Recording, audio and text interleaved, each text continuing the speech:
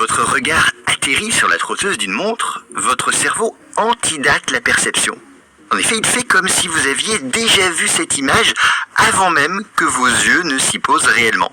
Le résultat, c'est que la première position de la trotteuse est artificiellement prolongée dans votre perception. Et donc, elle vous semble durer plus longtemps que la réalité. Car en réalité, bien sûr, la trotteuse ne s'est jamais arrêtée. C'est votre cerveau qui a étiré le temps pour masquer le trou laissé par la saccade. Il ne se contente pas de combler un vide, il réécrit légèrement le passé pour maintenir l'illusion d'un monde fluide et stable. Voilà, donc la chronostase révèle une vérité assez fascinante, je trouve. Notre perception du temps n'est pas un flux continu fidèle à la réalité. C'est une construction, un montage en temps réel. Le présent que nous percevons est une version légèrement modifiée du réel. Une illusion mais indispensable pour que le monde ne ressemble pas à un chaos.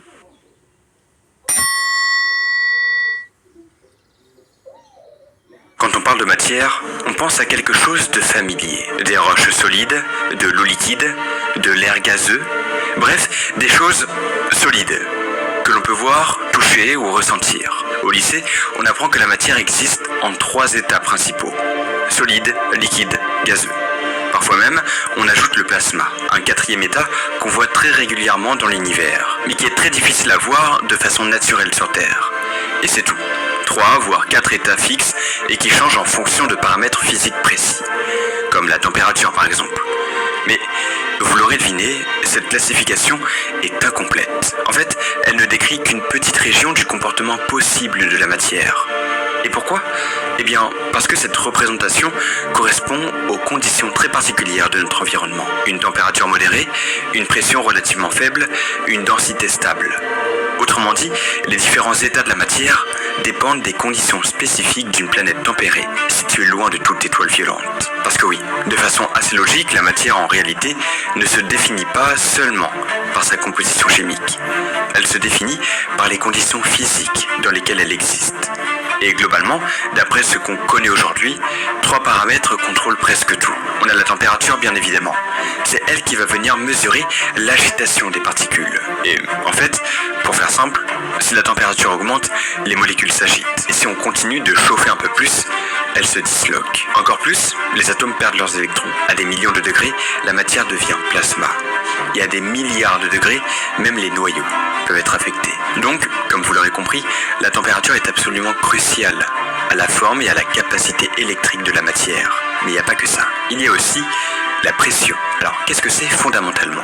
Eh bien, en fait, la pression, c'est la mesure de la force par unité de surface. Par exemple, la pression atmosphérique à un point donné, c'est la force qu'émet la colonne d'air au-dessus de ce point. Mais la pression, c'est aussi un paramètre ajustable. Et dans notre cas, comprimer la matière, c'est forcer des particules à se rapprocher. Les distances interatomiques diminuent.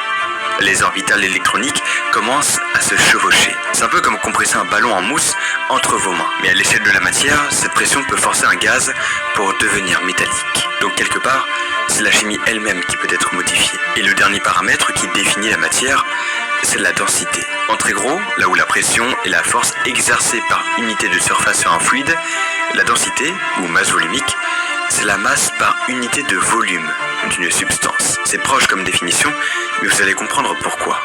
En fait, quand on continue à comprimer la matière, un autre phénomène apparaît, le principe de Pauli. Un principe qui affirme que les électrons refusent d'occuper les mêmes états quantiques. Et c'est là qu'une nouvelle forme de pression apparaît, la pression de dégénérescence. Alors qu'est-ce que c'est que ça ? Eh bien en fait, à des densités encore plus grandes, les atomes disparaissent.